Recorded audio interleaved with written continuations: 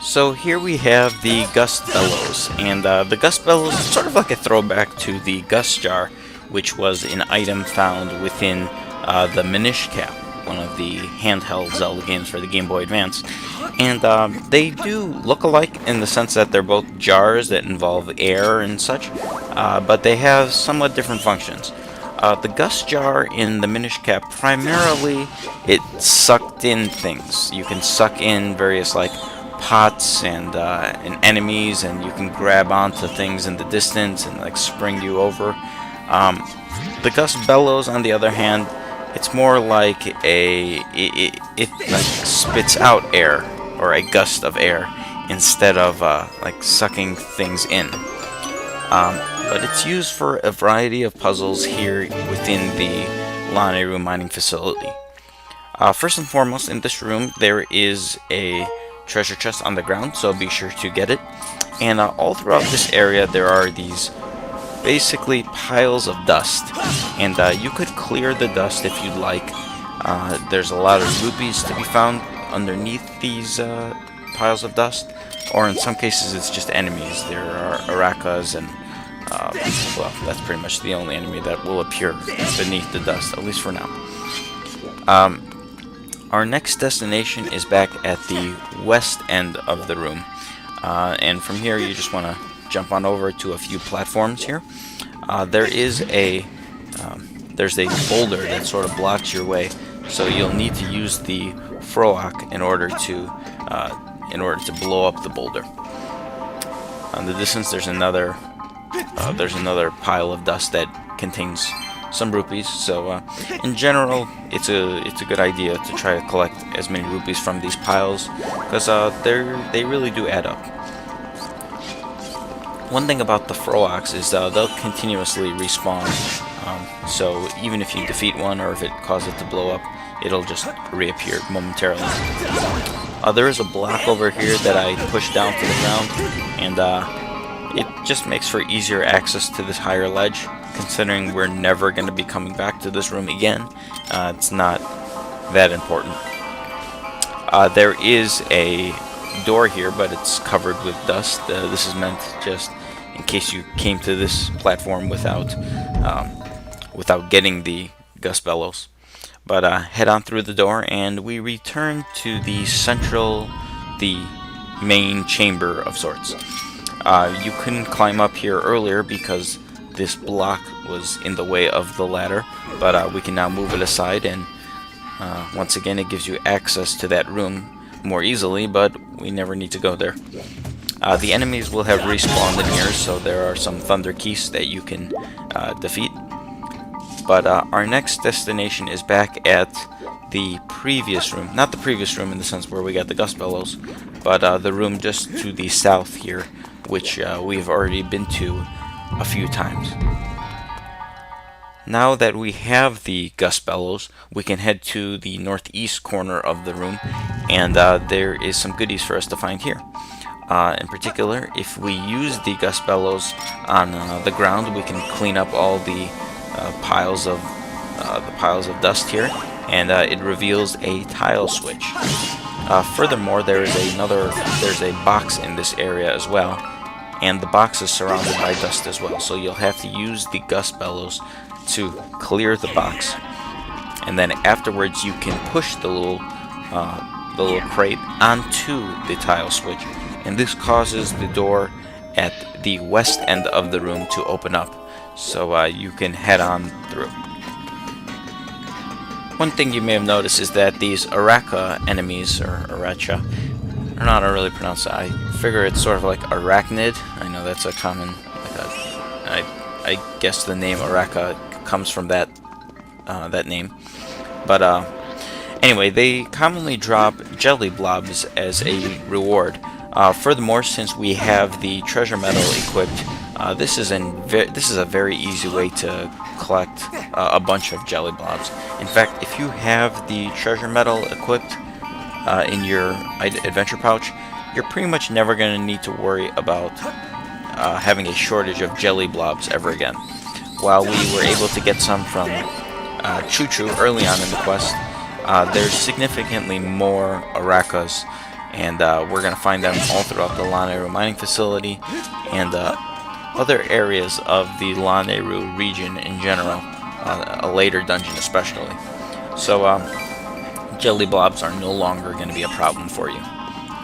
Our next destination is over at the corner of the room where there is a large pile of dust. This particular route, it takes pretty much all of your stamina, so don't wander off too far. And you want to just clear out the large pile of dust, and this will reveal a time shift stone. So clear it out, hit it, and it will transform this room. One thing worth noting, the Froak and the Arakas pretty much disappear in this in the past era. You want to jump over to this platform, and you can use the Gust Bellows on these sort of like this little tool here that sort of looks like a pair of, or a triplet of magnets. I don't know why they made it look like that, since it's not really magnetic, I guess. There's a pinwheel above this door that if you use the Gust Bellows, and you have to hold it even though it sort of changes scene, it will open up the gate for you. Over here there's a Bimo statue, but this one's a little different in that it's on rails. It'll actually like patrol back and forth in this area. So you can use the various methods. In this case I used the shield bash attack, which as you can see it sort of stuns the Bimos, and it allows me to jump on in for an easy way to defeat them.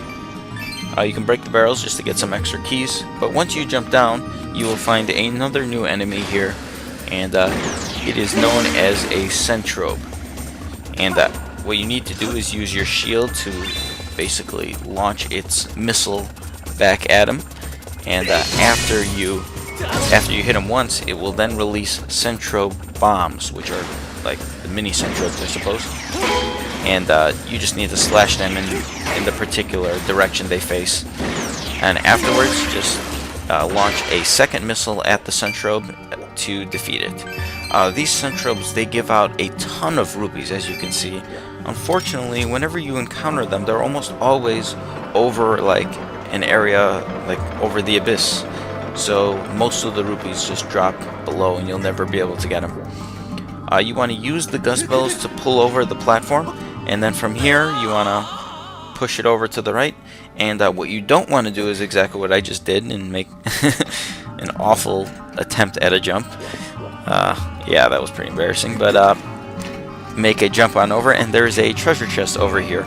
You could have gotten this earlier, or not early, well, you could have just, after changing this area to the past, you could have jumped over this way and gotten it, but it contains a minor treasure. In this case, I got a monster horn. Afterwards, you want to jump back onto that platform and use the Gust Bellows on this, I guess you can call it sort of like a propeller type switch thingy platform dude. Make your way over to the edge of the room, and from here you can jump on over to the platform. There is a staircase over here you can climb up, but as soon as you climb up you are going to encounter a Bimos. So I suggest you can use your shield just so you don't climb up just to find the Bimos right in front of you. But anyways, afterwards use the Gust Bellows to on the pinwheel over here to cause the door to open up. So head on through. In this room you're going to encounter several enemies, a couple of them familiar and one brand new one. First and foremost, we have two Staldras here.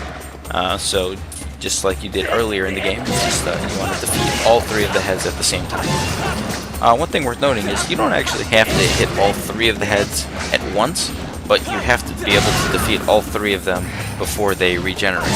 So if you're able to get two of them and then you can deliver a sword slash to get the third one, that one works as well. I personally just find it easier once it respawns just to do a horizontal slash to defeat him.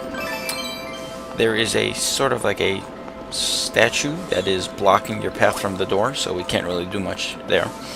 But if you look to this edge of the room, there is a box, but it's surrounded with dust.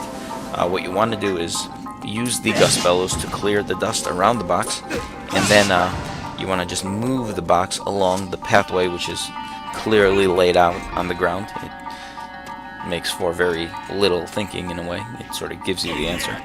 But you want to push the block over to the other edge of this ground area, and from there you'll be able to jump on top of the box and onto the higher ledge over here.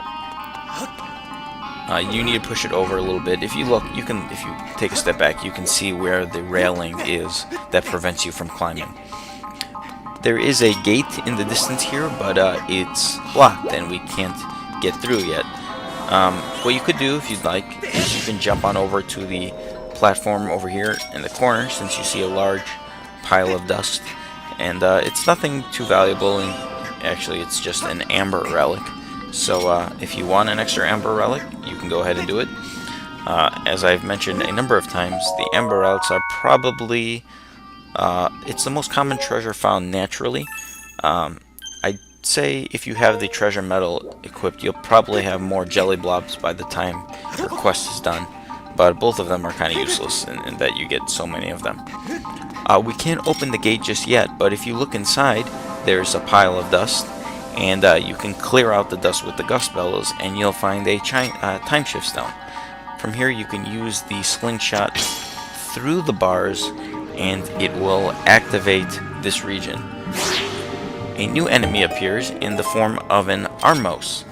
Armos have been around since, well, the original Legend of Zelda, but they've taken on a much different visual look this time around. I suppose they're more in line with their Twilight Princess one in a way. But basically what you have to do is use the Gust Bellows to spin its cap on the top of the Armos, and it'll freeze, and then 2 diamonds will be displayed.